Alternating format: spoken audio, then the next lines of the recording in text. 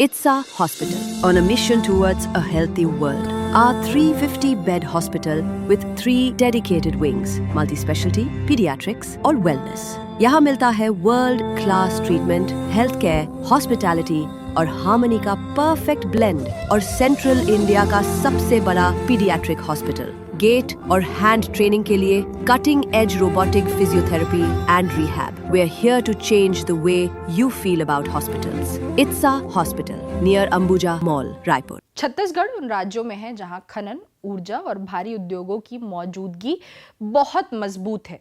लौह अयस्क, कोयला और बिजली उत्पादन से जुड़ी बड़ी कंपनियां यहां काम कर रही हैं और स्वाभाविक है कि उनका CSR बजट भी बड़ा होता है. लेकिन CSR के पैसे का एक बड़ा हिस्सा सरकारी अफसरों, नेताओं और ठेकेदारों की बंदर बांट में खर्च हो जाता है. जिनके नाम से ये CSR फंड बनाया गया है, वे केवल प्रसाद की तरह इस फंड का लाभ ले पाते हैं.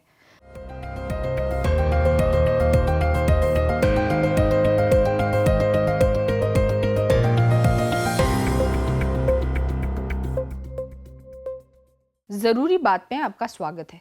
CSR यानी कॉर्पोरेट सोशल रिस्पॉन्सिबिलिटी का सीधा सा मतलब है कि कोई भी कंपनी सिर्फ मुनाफा कमाने की मशीन नहीं होती, बल्कि जिस समाज, जमीन और लोगों के बीच वह काम करती है, उनके प्रति उसकी भी जिम्मेदारी बनती है.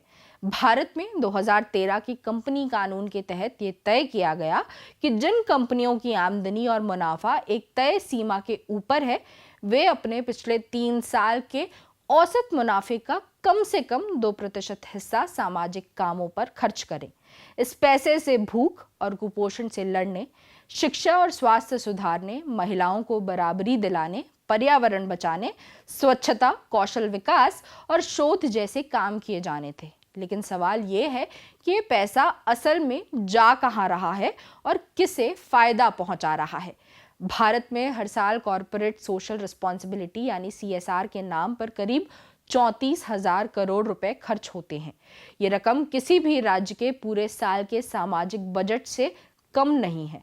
7वां कंसल्टिंग की CSR नेक्स्ट एक्ट रिपोर्ट इस सवाल का जवाब आंकड़ों के साथ देती है.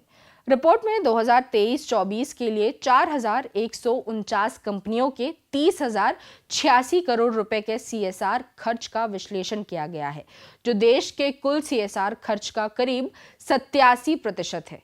यानी ये कोई छोटा सैंपल नहीं, बल्कि लगभग पूरी तस्वीर है. रिपोर्ट बताती है कि CSR अब धीरे धीरे कंपनियों की रणनीति से जुड़ रहा है, लेकिन ये भी साफ करती है कि ये पैसा उन इलाकों में ज्यादा जा रहा है जहां जरूरत कम है. सबसे पहले बात करें कि कंपनियां CSR करती कैसे हैं. रिपोर्ट के मुताबिक जिन कंपनियों का CSR बजट 10 करोड़ रुपए से ज्यादा है, उनमें से 60% से अधिक अपनी इन हाउस फाउंडेशन के जरिए प्रोजेक्ट चलाती है. इसके उलट जिन कंपनियों का बजट 1 करोड़ से कम है, उनमें सिर्फ 11% के पास अपनी फाउंडेशन है. 2021 से 24 के बीच कंपनियों ने अपनी फाउंडेशन के जरिए कुल 4,758 करोड़ रुपए खर्च किए. इन फाउंडेशन के जरिए चलने वाले प्रोजेक्ट्स का औसत आकार 1.83 करोड़ रुपए जा रहा, जो NGO या दूसरी एजेंसियों के जरिए चलने वाले प्रोजेक्ट से लगभग 2 गुना है. जिन कंपनियों का CSR खर्च सालाना 100 करोड़ से ज्यादा है, उनके फाउंडेशन आधारित प्रोजेक्ट्स तो 3 गुना तक बड़े हैं. कंपनियों का तर्क है कि पारंपरिक NGO इतने बड़े और जटिल प्रोजेक्ट्स को एक साल में संभाल नहीं पाते, इसलिए फाउंडेशन बेहतर विकल्प है. ये बात कुछ हद तक सही हो सकती है, लेकिन इससे ये भी साफ होता है कि CSR पर कंपनियों का नियंत्रण लगातार बढ़ रहा है. योजना, पैसा, क्रियान्वयन और रिपोर्टिंग सब कुछ एक ही दायरे में सिमटता जा रहा है. खर्च करने के मामले में भी छोटे और बड़े खिलाड़ियों के बीच फर्क साफ दिखता है.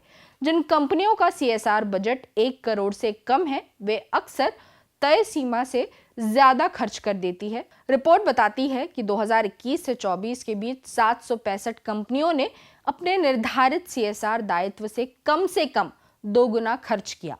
यहाँ तक कि 380 ऐसी कंपनियां भी थी जिन पर CSR खर्च करने की कानूनी बाध्यता नहीं थी, फिर भी उन्होंने 809 करोड़ रुपए सामाजिक गतिविधियों पर खर्च किए.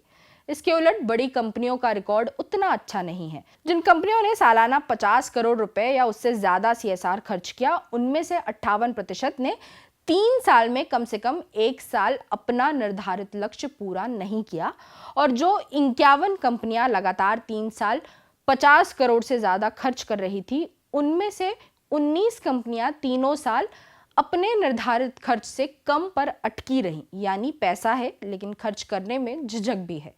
अब सबसे अहम सवाल, ये पैसा जाता कहाँ है? सत्वा रिपोर्ट का सबसे चौंकाने वाला निष्कर्ष यही है। रिपोर्ट बताती है कि जिले के स्तर पर होने वाले CSR खर्च का करीब 75% सिर्फ 193 जिलों में सिमटा हुआ है। ये जिले ज्यादातर मेट्रो शहर, टियर 1 और टियर 2 शहर या औद्योगिक हब है। इन 193 जिलों में से 137 जिले ऐसे हैं जहां गरीबी का स्तर कम है।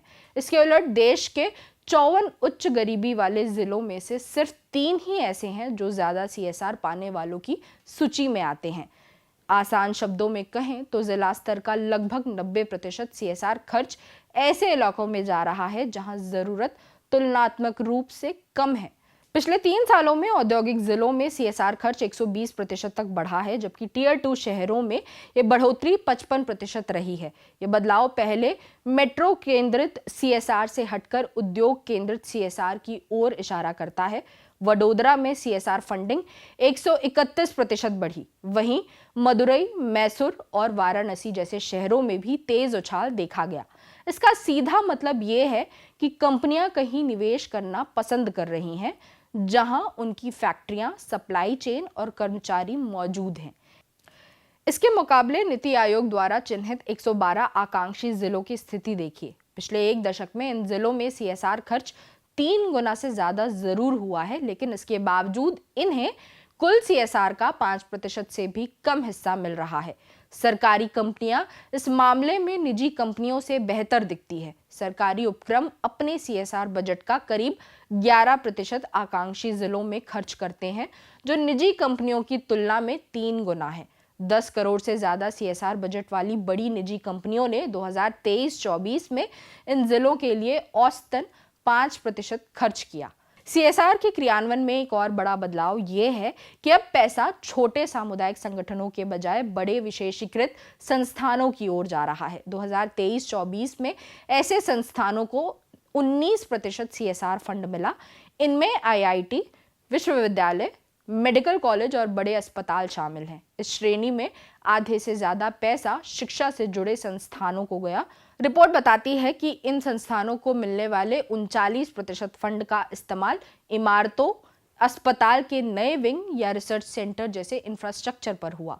रिपोर्ट ये भी दिखाती है कि देश के टॉप 20 उद्योग जो कुल CSR खर्च का लगभग 90% करते हैं, उनमें से आधे से ज्यादा CSR फंड ऐसे क्षेत्रों में जा रहे हैं जो सीधे तौर पर उद्योग की जरूरतों से जुड़े हैं। IT और ITES कंपनियां अपने CSR का 77.1% शिक्षा और स्किलिंग पर खर्च कर रही है। वहीं ऑटोमोबाइल कंपनियों में ये आंकड़ा 76.4% है। इसे कॉरपोरेट रणनीति और सामाजिक जरूरतों के बीच बढ़ता तालमेल कहा गया है। लेकिन इससे एक खतरा भी पैदा होता है कि CSR धीरे धीरे सामाजिक न्याय से ज्यादा व्यावसायिक उपयोगिता का औजार बन जाए। छत्तीसगढ़ जैसे राज्यों के लिए ये पूरी तस्वीर एक संदर्भ और चेतावनी की तरह है।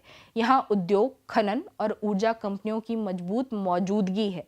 CSR की रकम भी बड़ी है और जरूरतें भी गहरी है। लेकिन अगर राष्ट्रीय स्तर पर दिख रहे रुझान जैसे पैसा कम गरीबी वाले औद्योगिक जिलों में सिमटना, बड़ी कंपनियों का लक्ष्य से कम खर्च करना और समुदाय की सीमित भागीदारी यहाँ भी हावी हो जाए तो CSR का मकसद ही खो जाएगा।